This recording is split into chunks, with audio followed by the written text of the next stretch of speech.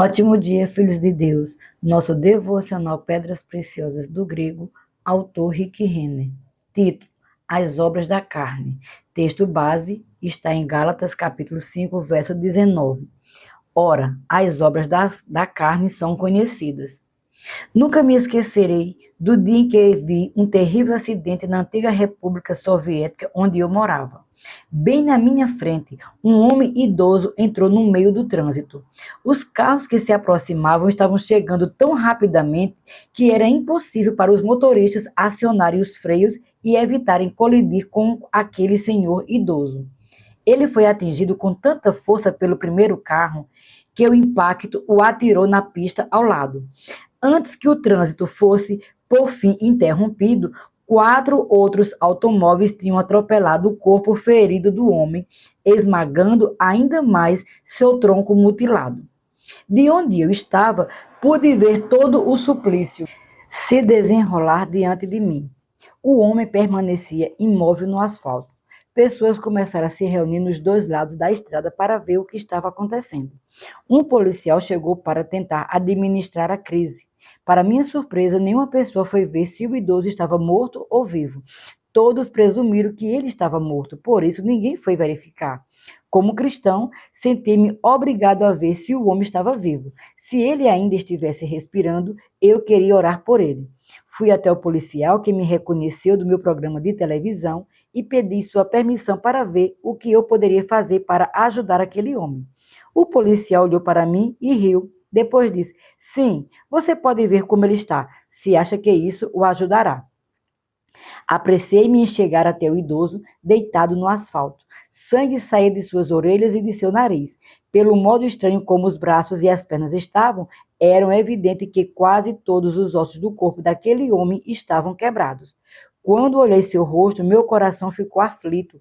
Pude ver as linhas profundas e a cor avermelhada que frequentemente acompanha alcoólatras graves naquela parte do mundo. As linhas em seu rosto eram profundas. Ele parecia um pedaço de couro enrugado e desgastado. Era óbvio que a vida daquele homem havia sido sofrida. Estimei que ele devia ter aproximadamente 70 anos de idade. De repente percebi que o homem respirava levemente. Gritei para o policial e ele reagiu rapidamente pedindo uma ambulância. Eles puseram o corpo quebrado daquele homem na parte de trás do veículo de emergência e eu observei enquanto ele se afastava pela estrada que o transportava para o hospital. Na semana seguinte, a polícia local visitou meu escritório para me informar que o homem havia morrido. Eles queriam que eu testemunhasse no tribunal sobre os eventos que aconteceram naquele dia. Então me disseram algo que simplesmente me chocou. O homem que morreu tem apenas 27 anos. Quando o funcionário do tribunal me contou sua idade, tive dificuldades em ouvir qualquer outra coisa que foi dita na conversa. Fiquei totalmente perplexo que alguém tão jovem pudesse parecer tão velho. Quando a reunião terminou naquele dia, fiquei sentado em meu escritório, ainda atordoado com o que acabara de saber. Pela aparência da carne daquele homem, eu realmente havia pensado que ele era idoso. Eu sabia que, por ser tão jovem, contudo parecer tão velho, ele havia vivido uma vida indisciplinada. Obviamente, ele havia se encharcado de vodka como se fosse uma esponja. Ele havia degenerado em um estado tão arruinado que naquele dia vagou diretamente em direção ao tráfego pesado e morreu. Enquanto eu ponderava sobre tudo isso, meus pensamentos se voltaram para Gálatas 5, do verso 19 ao 21, que diz: Ora, as obras da carne são conhecidas e são prostituição, impureza, lascívia, idolatria, feitiçaria, inimizade, porfias, ciúmes, iras, discórdias, dissensões, facções, invejas, bebedices, glutonarias e coisas semelhantes a estas. Ao escrever sobre as obras da carne, Paulo usa a palavra grega ergos para obras. Essa palavra significava algum tipo de ato, ação ou atividade. Muito frequentemente ela se referia à ocupação de uma pessoa, ao trabalho de uma pessoa ou às coisas produzidas pelo esforço ou a vida de alguém. Descrevia a linha de trabalho de uma pessoa, sua carreira, ocupação ou profissão. Denotava o resultado de seu trabalho árduo. Paulo liga essa palavra à carne, portanto, está nos dizendo algo muito importante. Assim como uma pessoa tem uma carreira ou profissão e trabalha arduamente para obter resultados, a carne, se lhe for permitido seguir o seu próprio caminho e fazer o que quiser, irá se empenhar muito em produzir resultados carnais.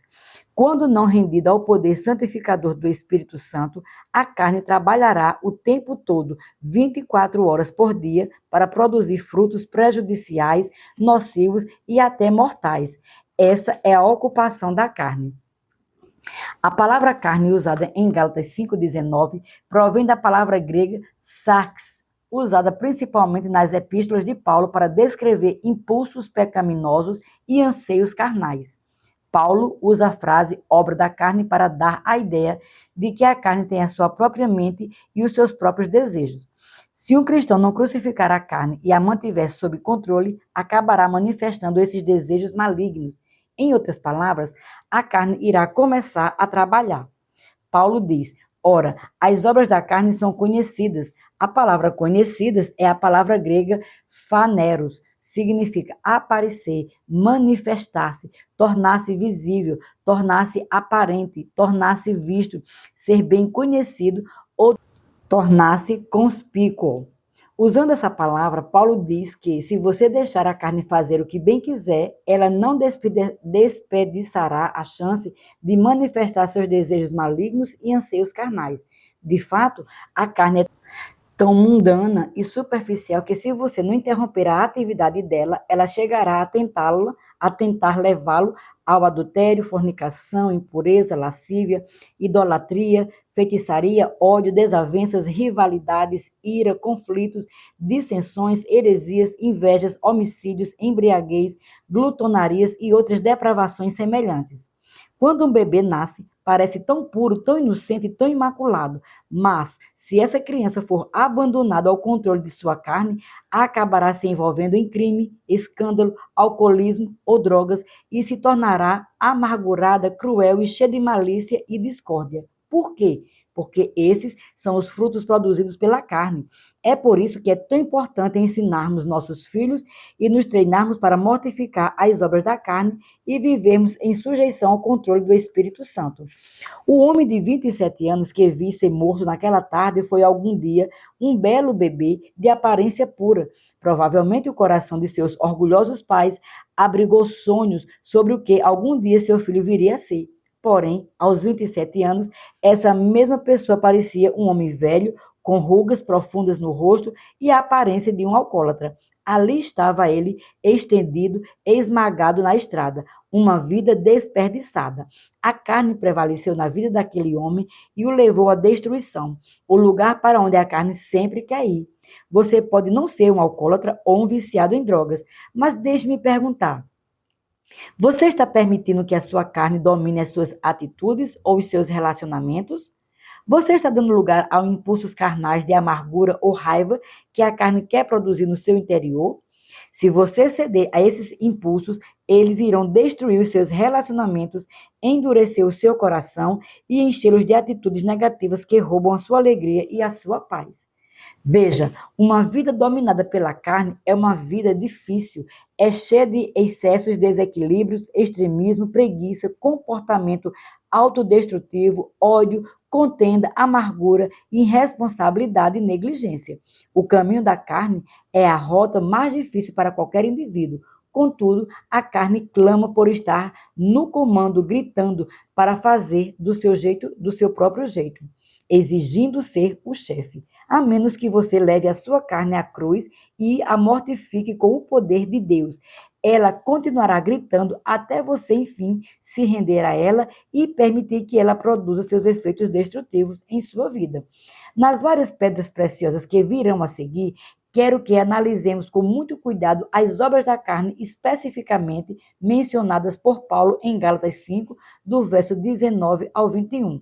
Porém, lembre-se de que se você crucificar a carne e, em vez disso, escolher caminhar no Espírito, poderá produzir em sua vida frutos exatamente opostos à obra da carne. Você poderá produzir o mais doce e maravilhoso fruto inimaginável. Você poderá viver de uma maneira santa e benéfica e que realmente faz diferença na vida de outras pessoas. Por isso, tome hoje a decisão de que não vai seguir o caminho da carne. Ele é realmente o caminho mais difícil. Volte a sua atenção para o Espírito Santo e determine-se a deixá-lo produzir a vida de Jesus Cristo em você. Minha oração para hoje. Senhor, ajuda-me a mortificar as obras da carne e a considerar-me vivo para Deus. Andei na carne durante tempo suficiente. Agora quero andar no Espírito. Não quero mais que a carne faça o que bem entende em minha vida. Em vez disso, quero deixar o Espírito Santo produzir a vida de Jesus Cristo em mim. Percebo que, em última análise, tomo a decisão do que é produzido em minha vida. Por isso, ajuda-me a sempre dizer não à carne e sim ao Espírito de Deus. Assim eu oro em o nome de Jesus. Minha confissão para hoje. Confesso que já não sou eu quem vive, mas Cristo vive em mim. A vida que agora vivo na carne, passo a viver para o Filho de Deus, que me amou e se entregou por mim. Sou o teu templo, sou o teu instrumento. Eu me recuso a permitir que a velha natureza da carne me domine. Entrego voluntariamente minha mente, pensamentos, emoções e minha carne ao poder santificador do Espírito Santo. Quando eu me rendo a Ele,